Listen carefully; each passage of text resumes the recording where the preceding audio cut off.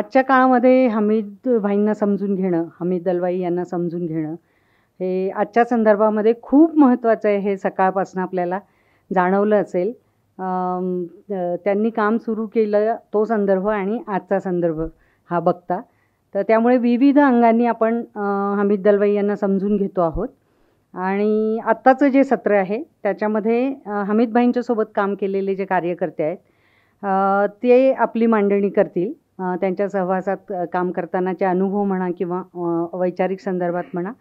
पण आता त्याचं स्वरूप असं ठरलेलं नव्हतं, संवाद इथे म्हटलेला आहे. त्यामुळे आम्हाला असं वाटतं, मी अनवर राजन यांच्याशी पण बोलले की 10-10 मिनटं त्यांनी बोलावं आणि मग नंतर तिघांचं बोलणं झाल्यानंतर जर श्रोत्यांना काही विचारायचं असेल किंवा काही समजून घ्यायचं असेल तर एक साधारणपणे 20 ते 25 मिनटं त्याच्यासाठी 1च तास वेळ आहे आपल्याकडे.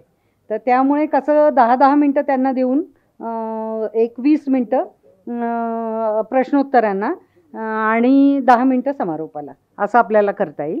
तर या सत्राला सुरुवात करूया. सर्वात आधी मी अनवरभाई शेख यांना विनंती करते की त्यांनी इथे येऊन आपले विचार मांडा.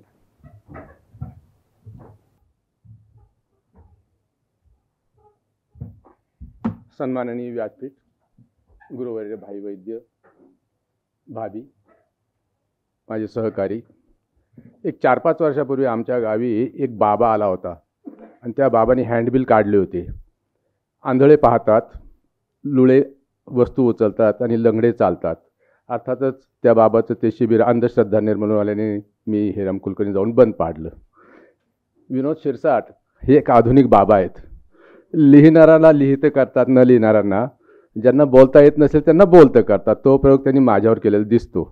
कारण मला काही एवढी स्टेजवर येऊन बोलायची फार सवय नाही. गप्पा मारता येतात पण बोलता येत नाही, त्याला सभाधीटपणा लागतो. माझा तो व्यवसाय नव्हता. तरीही मला आज सांगितल्यामुळं हमीद भाईंच्यावर बोलणं म्हणजे त्यांच्या काही आठवणी जागवणं एवढंच मी करायचं ठरवलेलं आहे. खरं तर ह्या पुस्तकावर मी बोलायचं ठरवलं होतं, पण शिरसाटेने मान्य केले की आपण कधीतरी तो एक साधनेत म्हणा किंवा कुठेतरी एक कार्यक्रम ठेवूया आणि मग त्याच्यावर मी बोलेल. मी गावावरनं आलो आहे. मी तसा गावढळ माणूस आहे. भाषेवर माझं फार प्रभुत्व नाही. मी पुणेकरी नसल्यामुळं उच्चारही माझे मराठीचे फारसे गावढळच असणार आहेत, आपण समजावून घ्यावेत. या पुस्तकाची सुरुवात मी 1962-63च्या दरम्यान हमीद भाई पाकिस्तानला गेले होते आणि हमीद भाईंचा तो माझा पहिला परिचय लेखाद्वारे झाला. आणि हमीदने ॲज ए पत्रकार म्हणून मराठातर्फे गेले होते आणि मित्रद्रोही नेहरू असा तो लेख होता. परत मला तो कधी वाचायला मिळाला नाही, कुठल्या संग्रहातही नाही तो, पण माझ्या आठवणी फार ताज्या आहेत त्या. ते लाहोरच्या तुरुंगामध्ये गफ्फार खानांना जाऊन भेटले होते. सर गांधीबद्दल त्यांना फार आदर होता हमीदला, कारण त्यांनी त्या पार्टीजला ज्या पद्धतीनं विरोध केला आणि आम्हाला लांडग्याच्या तोंडी दिलं, हे गफ्फार खानांचं वाक्य हमीद इतके घुळून आम्हाला सांगत असत. तो माझी पहिली हमीद दलवाईंची ओळख. आणि मला मनोमन मी सेवादलात जात असे तसे नानासाहेब दुर्वे आमचे सेवादलातले गुरु संगमनेरला. आणि त्यामुळं हमीदच्या त्या लेखामुळं मी प्रभावित झालो. आणि कधीतरी ह्या माणसाला आपल्याला भेटायला मिळेल काय, हा तर आपल्याच मनातलं बोलतोय. आणि ती संधी कधी लाभली नाही. ती संधी परत 70 साली मात्र मला मी पुण्यात आल्यावर मिळाली भाईवैद्यांच्या घरी. जेव्हा सत्यशोधनाची स्थापना करायचं ठरलं त्यावेळेला पहिल्या दिवसापासून मी होतो. अर्थात भाईवैद्यांना मी माझी ओळख करून दिली आणि नानासाहेब दुर्वेंचे म्हटलं तर भाईवैद्यांनी माझ्याकडे फार सॉफ्ट कॉर्नर दाखवला आणि प्रत्येक मिटिंगला मी असे. आणि ती स्थापना झाली. पुढचा इतिहास आपल्याला विदित आहे. फक्त हमीद दलवाईंची ती एक आठवण सांगितली. हमीद भाईंना आम्ही जेव्हा पूनमवर हमीद भाई उतरत असत तर आमची ती एक मेजवानीच असे की आम्हाला भूक लागायची. सय्यद भाई, मकबूल तांबळे, बशीर, आम्ही एक 15-20 लोकांचा तो ग्रुप होता. त्यातले रसूल भाई जवळजवळ मला 20 वर्षांनी भेटलेत, ते आलेले आहेत. आणि हमीदला चर्चा इतक्या आवडायच्या की काहीही वावडं नसायचं त्याला चर्चेचं. पण हमीद नकला पण करत असे. कोणीच सुटलं नाही. पण 3 माणसांच्या नकला हमीदने केल्याचं मी कधी पाहिलं नाही. पुढं हमीदची नक्कल सय्यद भाई त्यांच्यासमोर करायचे आणि ते हसायचे खळखळून. नेहरूंची कधी त्यांनी नक्कल केली नाही, टिंगलटवाळी केली नाही. लोहियांची आणि गांधींची या 3 व्यक्तींची कधीही टिंगल मस्करीनं सुद्धा बोललेलं हामिदला सहन होत नसे. या तिघांच्या बाबतीत बोललं तर या पुस्तकात त्याचे पडसाद दिसतात. नेहरूंबद्दल ज्या पद्धतीने हामिदने लिहिले आपण वाचलंच असेल. अत्यंत नेहरूंचं परराष्ट्रीय राजकारण, त्यांची परराष्ट्र नीती, त्यांचं आधुनिक धोरण, सेक्युलर, या देशाला सेक्युलर ठेवण्याचा, ती घटना बनवण्यामध्ये त्यांचा पुढाकार, आंबेडकरांना गांधीजींच्या सांगण्यावर त्यांनी घटना परिषदेच्या मसुद्याचं अध्यक्ष केलं. हे सगळा प्रभाव हामिदवर खूप होता. पुस्तकाच्या सुरुवातीला मी हामिदच्याबद्दल जरा साशंक होतो. पहिलं पुस्तक जेव्हा मी वाचलं त्याच वेळेला वाटलं 70-71ला साधनेतलं मुस्लिम जातीवादाची कारणे उपाय. मला 1-2 मिनटं मिळाली तर मी क्षमा मागतो. त्याच्यामध्ये एक वाक्य असं होतं की मुस्लिम जातीवाद हा मुळात आहे आणि हिंदू जातीवाद त्याची प्रतिक्रिया आहे. तोच लेख या पुस्तकात पण आलेला आहे.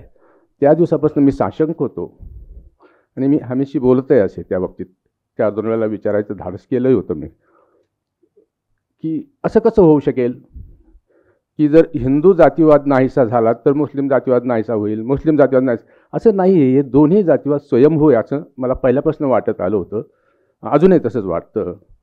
कारण समजा या देशात मुसलमान नसतेच तर हिंदू जातीवाद असता की नसता, तर तो असता, तो वेगळ्या रूपाने असता. पुढं ही विधानं आणि हा लेख हामिदचा अगदी सुरुवातीच्या काळातला आहे. कारण त्या काळात असं घडलं होतं, भाईंना आठवत असेल ते, महाराष्ट्र टाइम्समध्ये हॅरिस यांनी लेख लिहिला होता. त्याला हामिद भाईंनी उत्तर दिलं होतं. त्याला परत हॅरिसने उत्तर दिलं. त्याला परत अशी ती 4 लेखांची मालिका होती. ते लेख परत मला कुठल्या हामिदच्या साहित्यात मलाही परत वाचायला मिळाले नाहीत. पण तिथनं ती सुरुवात झाली होती. हामिदने संपूर्ण भारत देशाचा दौरा केला. त्याचे अनुभव याच्यात ते आलेले आहेत सगळे, की मुसलमान कितीही, राष्ट्रीय मुसलमान, चंपानेरकरनी तो शब्द जरा विचित्र प्राणी असा वापरला आहे. खरा हामिदच्या पुस्तकात तो राष्ट्रीय मुसलमान हा अक्कर माशा प्राणी असा शब्द आहे मुळातला तो, की ज्याला शेपूटही नसतं आणि डोकंही नसतं, तो हाती लागत नाही. तर कधी कधी ते हामिद असं म्हणतात की जातीयवादी मुसलमान परवडले, जे सरळ सरळ दारुल इस्लाम आला पाहिजे या देशात असं म्हणतात, त्यांच्याशी सरळ सरळ लढाई तरी करता येते. पण हा जो आक्रमाशा प्राणी आहे, जे स्वतःला राष्ट्रीय म्हणवतात, भूमिका मात्र ती त्यांच्यापेक्षा भयानक घेतात, तर या प्राण्यांपासून सावध राहिलं पाहिजे असं हामिद खाजगी ते बोलत असे पुस्तकात ते आलेलं आहे. पण जेव्हा आम्ही जमायचो पूनमवर, तेव्हा हामिद भाईंचा जो अस्खलित अगदी ओघ सुरू व्हायचा, तर जेवणाचे भान राहत नसे. रात्री 2-2, 3-3 वाजेपर्यंत या विषयावर हामिदचं बोलणं असायचं. तर त्या ओळीबद्दल जे होतं जातीवाद कुठला अगोदर, जेव्हा मी 79 साली हामिद गेल्यानंतर मुस्लिम उद्दिष्ट भूमिका पुस्तक लिहायचं ठरवलं, तेव्हा सुरुवात कशी करायची असा मला एक संभ्रम पडला. कुठल्या जातीवादाबद्दल लिहायचं? हिंदू जातीवाद समोर दिसतोय. त्या काळात दंगली होत होत्या. सत्यशोधक स्थापनेच्या पाठीमागचा उद्देश तोही एक होता. जातीय दंगली देशभर, जमशेदपूरच्या दंगली ह्या त्यावेळच्या सगळ्यात क्रूर दंगली समजल्या जायच्या, की बसेसमधनं स्त्रियांना उतरत असताना ढोसून जाळलं. हामिदही अत्यंत व्यथित झाला होता. ते एक कारण होतं. महिलांचे प्रश्न हे एक कारण होतं. आणि भाई वैद्य, बाबाराव, एस.एम. जोशी, नानासाहेब गोरे अशा संपर्कात मी असल्यामुळं ते स्थापन झालं. तर दोन्ही पुढं हामिदने ते मान्य केलेलं आहे याच पुस्तकात. सुरुवातीला ते आलेलं आहे की हिंदू जातीवाद, मुस्लिम जातीवाद जर नाहीसा झाला तर हिंदू जातीवाद नाहीसा होईल. पुढं हामिदने त्याचा प्रवासच असा आहे की त्याचं जे 45 वर्षाचं आयुष्य लाभलं त्याला, त्यातनं 25 वर्ष त्याची जी समाजकार्यातली आहे, तो सुरुवातीचे त्याचे जे विचार होते, अनुभवांती ते बदलत गेलेले दिसतात आपल्याला. त्याच्यात त्यांनी परिवर्तन घडून आणलेलं आहे. अखंड शोध होता. जसं गांधींचे सत्याचे प्रयोग आहे, तसं हामिदही त्याच्या पातळीवर सत्याचे प्रयोग करत होता. देशभर जसजसे त्याला लोक भेटत असत सनातनी, आणि त्यामुळे त्याची चीड व्यक्त होत असे. ती चीड काही वेळेच्या पुस्तकातनं व्यक्त झालेली आपल्याला दिसते. आणि आतासुद्धा हामिदला जो विरोध होतोय, त्यावेळेलाही होत होता, तो त्याच्या चिडीच्या विधानावर. पण पुढे जी त्यांनी भूमिका घेतली त्याबद्दल कोणी बोलत नाही फारसं. तर हामिद कधी कधी मुस्लिम जातीवादावर इतकं चिडून बोलत असते की जेव्हा ही अक्करमाशे प्राणी जे आहेत राष्ट्रीय मुसलमान, यांच्या संदर्भात तो चिडून बोलत असे. आणि ती जी मध्ययुगीन अंधश्रद्धा, धार्मिक पूर्वग्रह आहेत मुसलमानांची, त्याच्यातनं जोपर्यंत ते बाहेर पडत नाहीत मुस्लिम, तोपर्यंत या लोकशाहीमध्ये, या सेक्युलर संविधानाने आपल्या जे संधी त्यांना दिलेल्या आहेत त्याचा फायदा त्यांना उचलता येणार नाही. तो जर फायदा घ्यायचा असेल तर या देशात मुस्लिमांनी सहजीवन जगायला शिकलं पाहिजे. हिंदू मुस्लिम हा भेद एक दिवस नाहीसा झाला पाहिजे. फक्त त्याची ओळख ही भारतीय नागरिक एवढीच असली पाहिजे अशी त्याची मूळ भूमिका होती.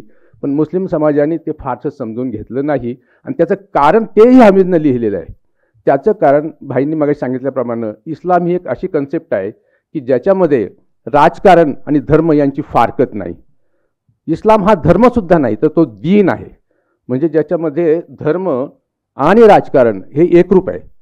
आमचे सय्यद भाईंनी मला एक दिवस त्यावेळेला सांगितलं होतं, शिबली नोमानी, आणि नंतर मी ते मिळवलं आणि वाचलं. त्या शिबली नोमानी म्हणजे ज्याने लखनौचा मदरसा काढला सर सय्यद अहमदच्या देवबंदच्या मदरशातनं फुटून, त्यांनी पैगंबराचं अगदी 11 का 12 खंडाचं चरित्र लिहिलेलं आहे. त्याच्यामध्ये त्यांनी स्पष्ट म्हटलेलं आहे की इस्लाममध्ये दीन म्हणजे धर्म, इबादत ही कल्पना फक्त 5 मुद्द्यांपुरतीच आलेली आहे, जे इस्लामचे मूलभूत तत्व आहेत. बाकीचं 95% राजकारण आहे. तर आज इस्लामिक राजकारण असा शब्द वापरणं योग्य ठरेल, इस्लामिक धर्म असा शब्द हा प्रयोगसुद्धा चुकीचा आहे. जगभर आपल्याला त्याची प्रचिती येते.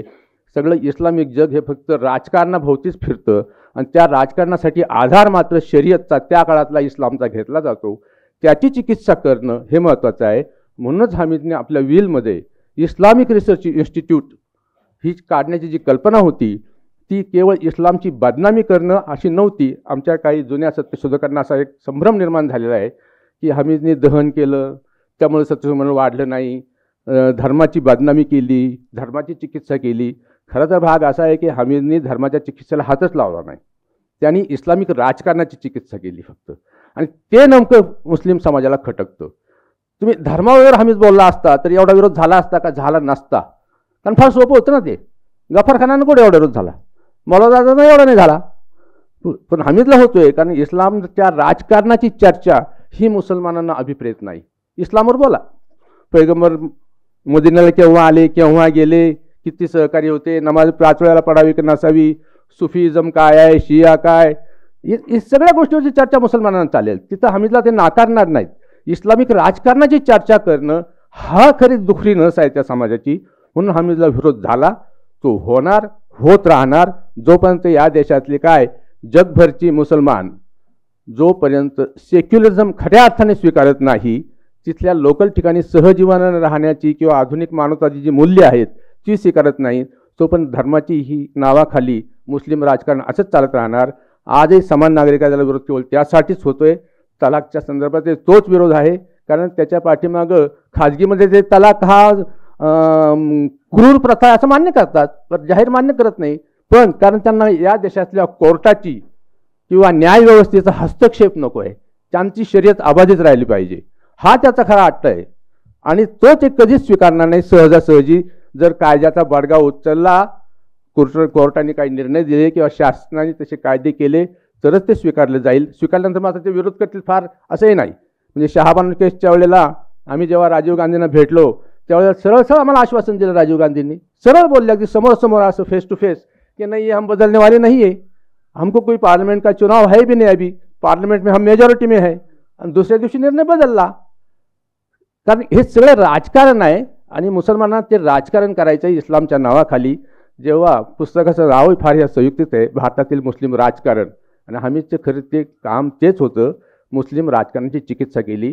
त्या संदर्भात जिथं कुठं धर्म आला तिथं त्यांनी धर्मालाही सोडलं नाही.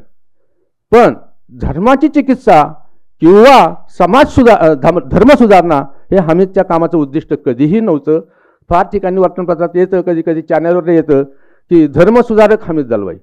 धर्म सुधारण्याला कधी हातच लावला नाही त्यांनी इस्लामिक राजकारणाची चिरफाडच केली चिकित्सा म्हणण्यापेक्षा. आणि ते किती भारतातल्या मुसलमानांना, एवढंच नाही तर मगाशी विनय हर्डीकर म्हणाल्याप्रमाणे या देशातल्या सगळ्याच नागरिकांच्या हक्कांची गळचिपी करणारं जे राजकारण चालतं ते दूर व्हावं. खऱ्या अर्थाने आपला देश लोकशाही, आधुनिक मूल्य मानणारा आणि या काळाशी सुसंगत अशी भूमिका घेणारा मुस्लिम समाज आणि हिंदू समाज निर्माण व्हावा ही हमीदची भूक होती. पुन्हा केव्हा तरी या विषयावर बोलूया आपण.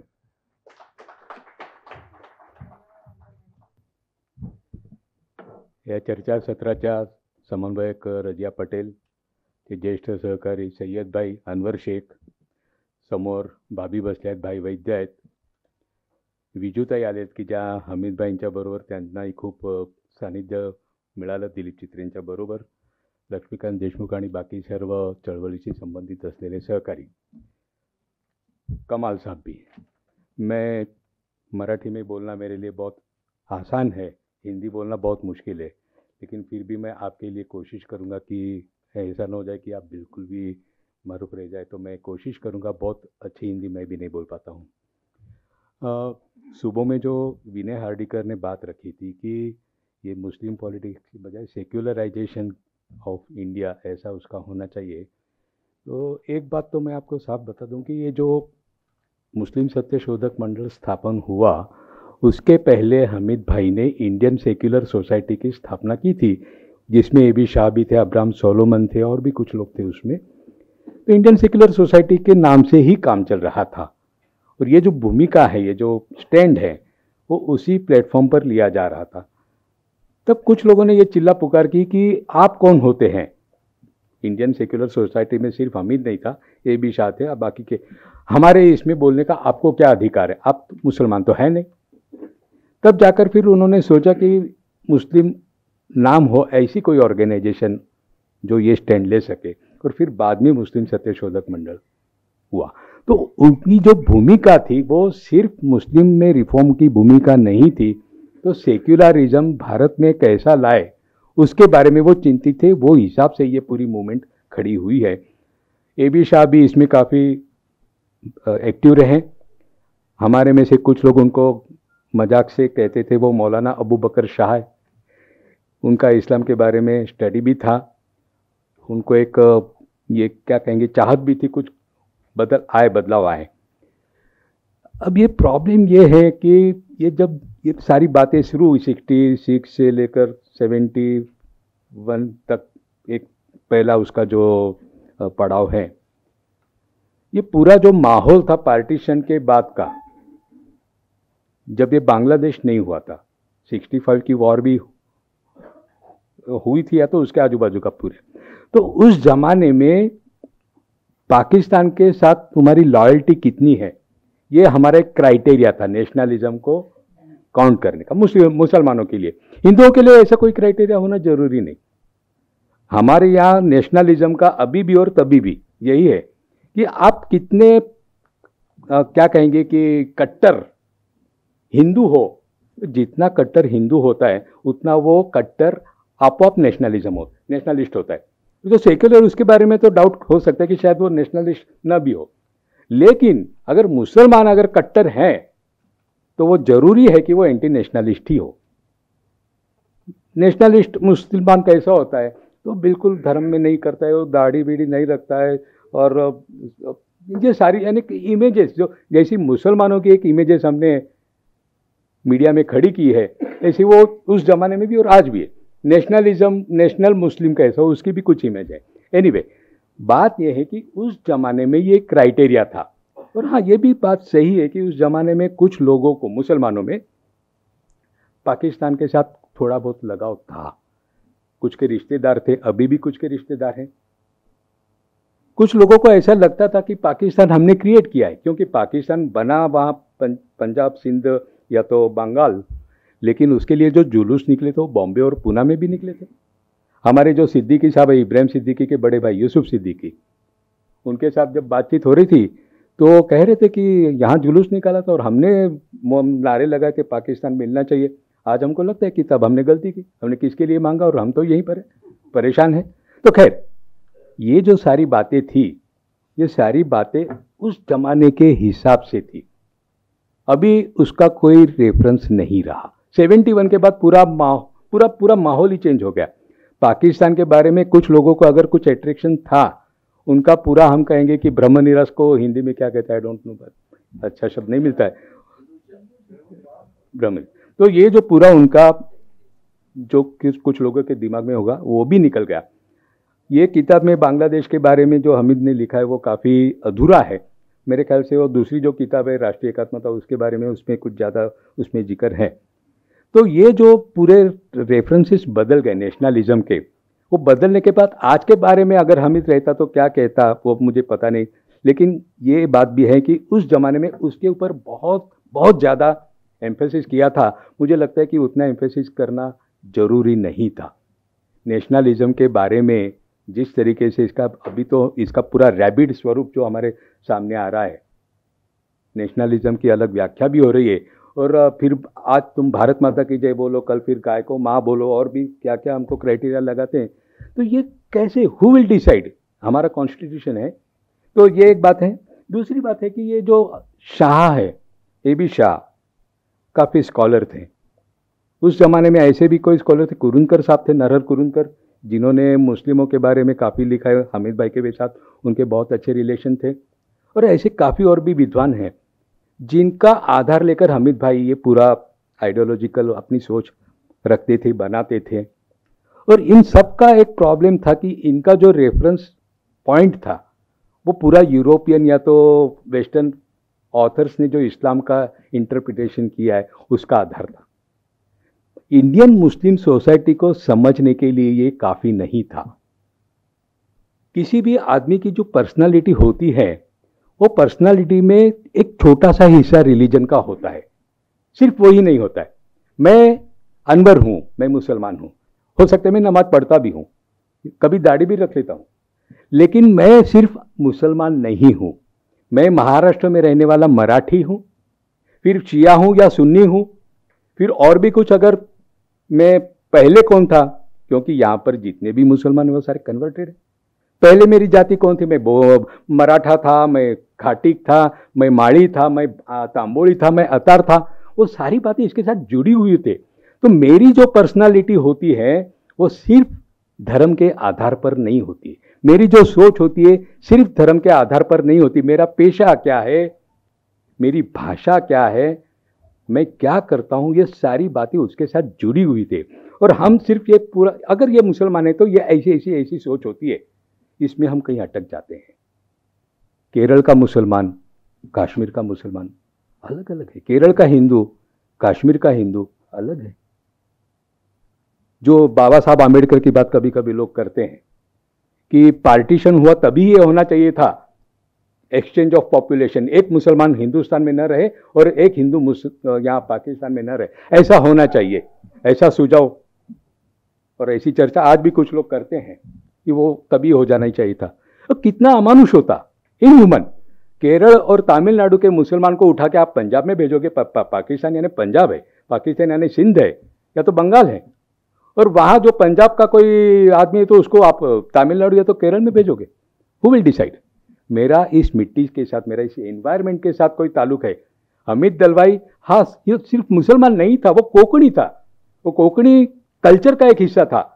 ईंधन का जो जिस किताब आपने उर्दू में की है वो पूरा कोंकणी कल्चर का है। उसमें कोंकणी कल्चर में जब वो जुलूस निकलता है पालखी का, उसमें मुसलमानों का क्या मान है, उसका उस पार्टिसिपेशन का, ये सारी बातें हैं उसमें। ऑर्गेनिक रिलेशनशिप है यहाँ के कल्चर के साथ, उस रिलेशन का। फिर यहाँ पर सूफी संप्रदाय, सूफी के साथ जमात इस्लामी के कोई टकराव हैं, जमात तबलीग के कोई टकराव है, ये सारे टकराव को का भी कुछ पॉलिटिक्स होता है जिसका जिक्र हामिद की किताब में कहीं नहीं दिखता है। सूफीज्म का भी कोई हिस्सा नहीं दिखता इसमें। ये क्रूसेड और जिहाद का नहीं मामला। कैसे हुआ यहाँ पर कन्वर्जन, कैसे हुआ, कन्वर्जन के क्या परिणाम हुए? अब मुसलमानों के बारे में लगाया जाता कि धर्म बदल दिया, तुम्हारी पूरी लॉयल्टी चेंज हो गई, धर्मांतर केलं म्हणजे राष्ट्रांतर केलं। यह आरोप क्या सिर्फ मुसलमानों पर लगा है? रेवरेंड नारायण वामन टिळक के ऊपर लगा है, जिनके भजन अभी भी चर्च में होते हैं मराठी में, जिन्होंने क्रिश्चियन धर्म स्वीकार किया 1914 में। उनके ऊपर तभी वो इल्जाम लगाया था 1914 में, जब देश स्वतंत्र भी नहीं हुआ था। राष्ट्रांतर म्हणजे धर्मांतर, आपने धर्म बदल दिया, धर्मांतर म्हणजे राष्ट्रांतर, धर्म बदल दिया तो आपके साथ इस राष्ट्र का रिश्ता तोड़ दिया। कौन तय करेगा किसका है राष्ट्र? जो यहां पर पैदा हुए, जिनके पुरखे यहां पर सालों से, हम कोई बाहर से आए हुए नहीं, बाहर से आइडियोलॉजी आई है, कौन होते हैं डिनाई करने? तो ये सारी बातें भी इस पॉलिटिक्स के साथ जुड़ी हुई है, और जिसका मुझे लगता है कि इसमें मिसिंग है। हामिद दलवाई के पूरे ये उन्होंने जो आइडियोलॉजिकल किताब है, उनके जो कथा और ईंधन वगैरह नॉवेल लिखी है, स्टोरीज लिखे, उसमें कुछ ये अलग उसका माइंड दिखता है। लेकिन ये जो सारी बातें हैं मुझे लगता है कि बहुत अधूरा है, और उसका कारण ये है कि इस्लाम को समझकर मुसलमान नहीं समझा जाता। अभी अभी लेटेस्ट हमारे यहाँ जो ये 4-5 साल से किताब जिसके ऊपर काफ़ी चर्चा हो रही, मतलब कितनी वेळ अजून 2 मिनट, शेषराव मोरे करके हमारे यहाँ पर स्कॉलर हैं जिन्होंने एक बहुत बड़ी किताब लिखी है। उन्होंने स्टैंड ऐसा लिया है कि कांग्रेस और महात्मा गांधी ने अखंड भारत का क्यों डिनाई किया। एक जमाना था कि पाकिस्तान यानी पार्टीशन के जिम्मेदार कौन है, तो महात्मा गांधी और कांग्रेस है। अभी यही बात कर रहे हैं, लेकिन उल्टे तरीके से उन्होंने बहुत बड़ा हमारे ऊपर उपकार किया कि उन्होंने अखंड भारत को डिनाई किया और हमारा अलग पाकिस्तान को निकाल दिया। बहुत अच्छा किया। ये जो सारी बातें हैं ये क्या है? तो मुझे लगता है कि ये सारे पॉलिटिक्स को कहीं हम समझ ले, और ये जो यहाँ का हमारे इस मिट्टी के साथ जो रिश्ता है, इस कल्चर के साथ जिसका जिक्र थोड़ा पहले सत्र में किया, यहाँ का संगीत है, यहाँ खान पान है, सारी बातें हैं। ये सारी बातें भी एक इंसान का हिस्सा है, समाज का हिस्सा है। तो ये जो पॉलिटिक्स है वो सारी बातों को तोड़ने का हिस्सा है। सबसे बड़ा जो सवाल है कि ये मुसलमानों के सामने जो सवाल है, कन्वर्टेड मुसलमानों के सामने कौन से है? कन्वर्जन के पहले जो जातियां थी जिन्होंने कन्वर्ट किया है, उसमें से कुछ जातियां अपर कास्ट की हैं, कुछ मिडिल कास्ट की भी है, लेकिन ज़्यादातर जो समाज है वो जिसको हम आज ओबीसी कहते हैं, अदर बैकवर्ड हैं, शेड्यूल कास्ट हैं, शेड्यूल ट्राइब भी हैं, ये सारा है। वो अपना पिछड़ापन साथ में लेकर आए हैं। कुछ लोग ये कहते हैं कि भाई वे मुसलमान जहाँ गए वहाँ का उन्होंने लोकल कल्चर एक्सेप्ट किया, ये एक्सेप्ट किया, ये गलत है। वो छोड़ने की बात ही नहीं थी। तो सारा जो अच्छा बुरा जो भी था हमारी परंपरा, वो हम साथ में अपने कंधे पर क्या कहते हो पोटला बांधकर लाए हैं। इसलिए यहाँ कास्ट सिस्टम है। इस्लाम का ऐसा नहीं कास्ट सिस्टम। कास्ट सिस्टम हिंदुओं में थी, वो हम यहाँ पर लेकर आए, छोड़ी नहीं। क्रिश्चियनों ने भी नहीं छोड़ी, क्रिश्चियन में भी यहाँ पर कास्ट है। तो कास्ट होने का मतलब ये सारा, भाषा का मतलब बांग्लादेश क्यों होता? हम इंडिया भारत के पार्टीशन का इंटरप्रिटेशन करते हैं, कभी पाकिस्तान के पार्टीशन का भी इंटरप्रिटेशन करना चाहिए। यही तो सारी बातें हैं ना। सिर्फ पाकिस्तान नहीं, वो बंगाल भी है, वो सिंध भी है, वो पंजाब भी है। उनके कुछ अलग अलग भाग है। ईरान इराक में वॉर क्यों होता? तो सिर्फ धर्म का आधार लेकर पूरा पॉलिटिक्स का ढूंढना अपने आप में बहुत बड़ी गलती है। और सिर्फ धर्म के आधार पर पॉलिटिक्स को बिठाने की कोशिश करने वाले आज दिल्ली में तख्त पर बैठे हैं। सिर्फ दिल्ली में नहीं बैठे और बाकी भी कुछ मुल्कों में बैठे हैं, जैसा इराक में हो सकते हैं, येमेन में हो सकते हैं। तो ये जो हमारा चैलेंज है वो पूरी एक हिसाब से दुनिया के सामने, हमको कुछ ये सारे प्रश्न को अलग तरीके से ढूंढना चाहिए। हामिद ने बहुत अच्छी शुरुआत की, एक डेयरिंग थी उनकी, और वो हिसाब से उन्होंने बहुत अच्छा एक अपने सामने रखा है। उसमें कुछ कमियां हैं तो हमारी और आपकी जिम्मेदारी बनती है कि आगे चलकर वो मूवमेंट को और आगे चले। शुक्रिया।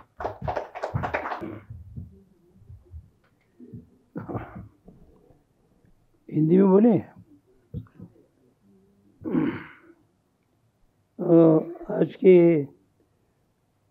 इस मीटिंग के सदर रज़ी आपा और अनवर भाई दोनों भाई बैठे हुए हैं, दुल्हे भाभी यहाँ पर हैं, और काफ़ी जाने माने पूरे मैं समझता हूँ पूरा हॉल का हॉल कार्यकर्ताओं से भरा हुआ है।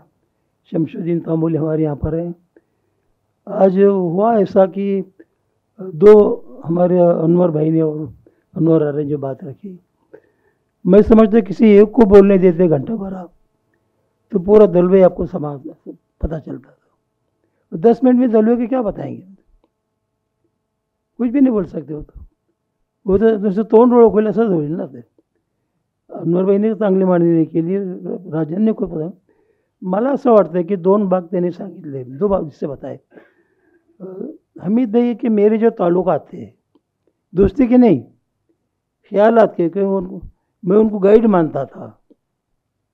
हुआ ऐसा कि तेलंगाना बोलो, हाँ रजापा तेलंगाना, 1-2 मिनट ज़्यादा हो जाएंगे।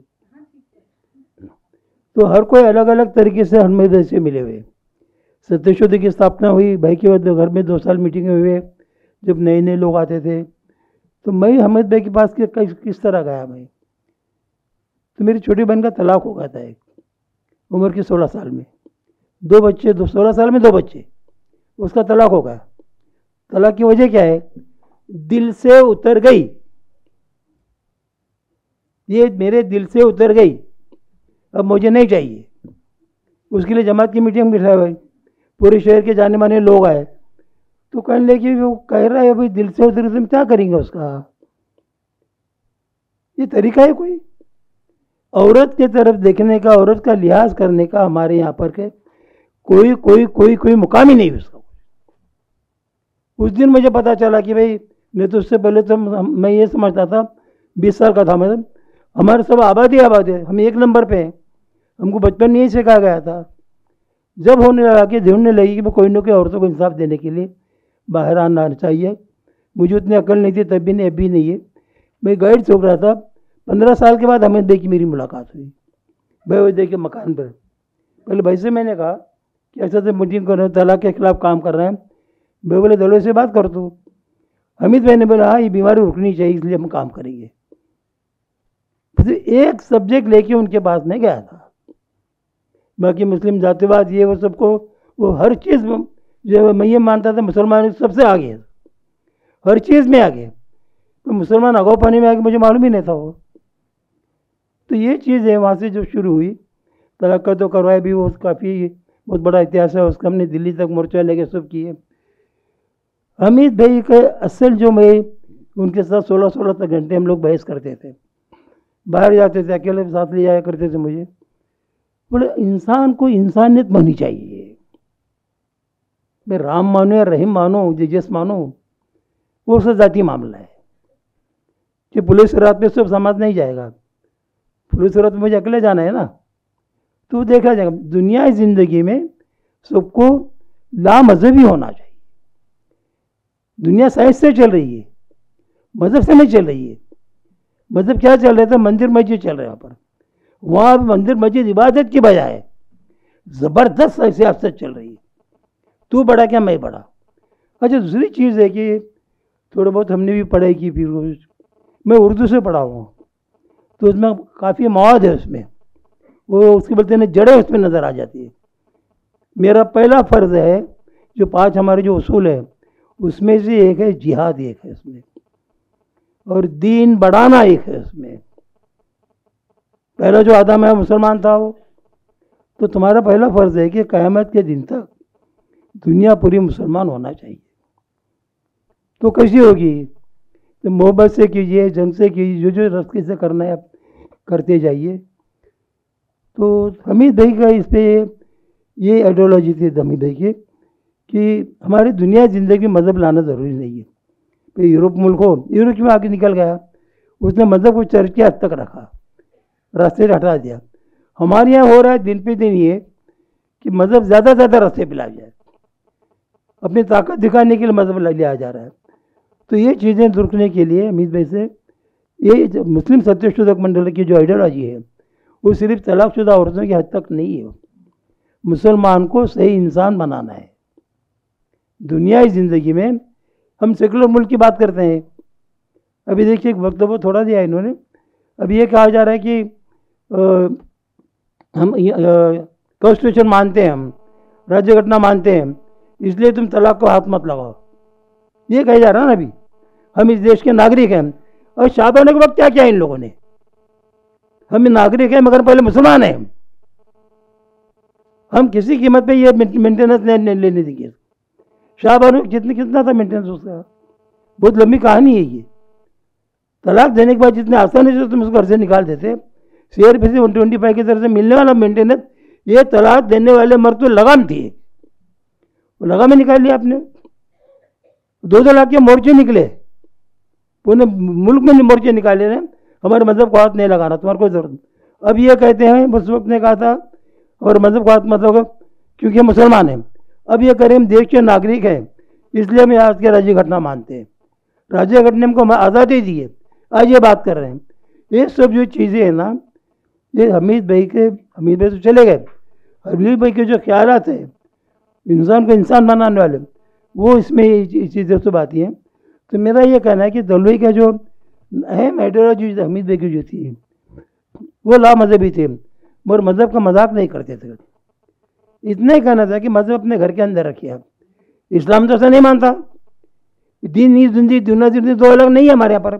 मरने से लेके पैदा होने से मरने से क़यामत तक इस्लाम की पूरी आइडियोलॉजी है, वो आज यहाँ चल नहीं सकती।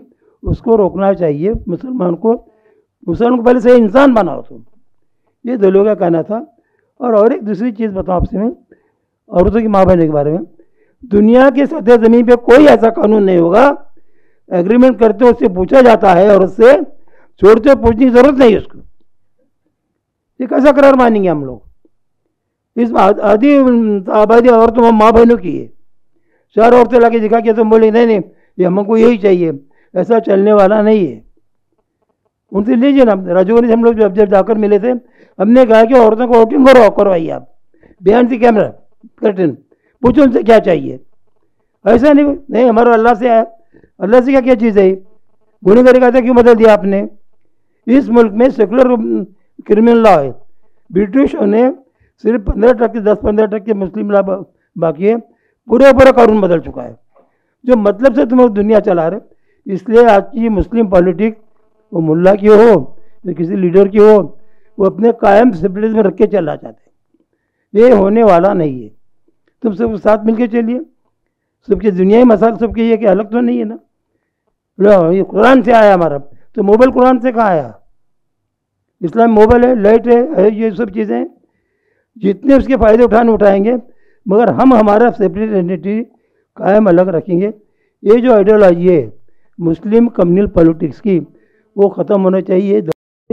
इसलिए दलवे का जो पहला कदम था, और बात कहूँ आपसे मैं, हमें जो वक्त ही नहीं मिला बाबा, वक्त मिला ही नहीं। पहले 10 साल पूरा मुल्क भर फिरते रहे, 70 में सतीश की स्थापना हुई, 5-6 साल मिले उनको सिर्फ।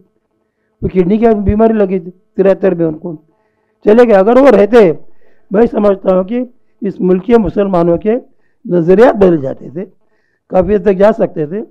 अब 2-3 साल भी करने के बाद आज दलवे का काम पूरे मुल्क भर है, आज बड़ी ज़बरदस्त कमेटी टीम काम कर रही है। तो ये सब चीज़ें हैं। तो दलवे का जो ख़ास नज़रिया जो है ना, इंसानियत का था। और मज़हब क्या माने आप? अपने ज़मीर को मज़हब मानिए आप, सामने वाले अपने आप को देखो, आप अपने आप को दीन को मत देखो आप। तो ये ऐसी चीज़ें थी, बहुत लंबी चौड़ी बातें हैं ये, और बोले ना कितना ही बोलो कम है वो। और सत्य शोधों की जो आज का जो हमारे मूवमेंट है, वो अमल पे काम करने वाले लोग, नौजवान बच्चों को सेकुलर बनाने का काम कर रहे हैं। ज़्यादा से ज़्यादा हमीद भाई की जो मेहनत गई, क्या 4-5 साल जी, वो फालतू गए नहीं। कुछ लोग छोड़ के मैं बोलने वाले छोड़ के चले गए, हमारे जैसे 8 लोग साथ रह गए। जिस तरीके से आज काम चल रहा है, चमचद इंतमली चला रहे, नौजवान बच्चों का इतना बड़ा ग्रुप है हमारे पास, वो आने वाली पीढ़ी नस्ल के लिए काम कर रहे हैं। इसलिए मैं नाउम्मीद नहीं हूँ। उम्र के 82 साल में इतना सुकून है इस बात का, हमीद दलवे के जो रास्ता दिखाया उन्होंने, उसी रास्ते पर हम पहले इंसान बोल के चलना चाहते हैं। राम मोमिन मुसलमान, वो जिसका उसका तो अकाउंट ऊपर अलग मिल दे करेंगे ना, हो उसके लिए यहाँ वो तमाशा करने की ज़रूरत नहीं है। टोटल सेपरेट आइडेंटिटी कर रखो ही मतलब। इस देश का नागरिक हम कहते हैं, हम तो असल बाशिंदे हैं आके, तो हमारी जिम्मेदारी ज़्यादा रहती है। ठीक है साहब, बहुत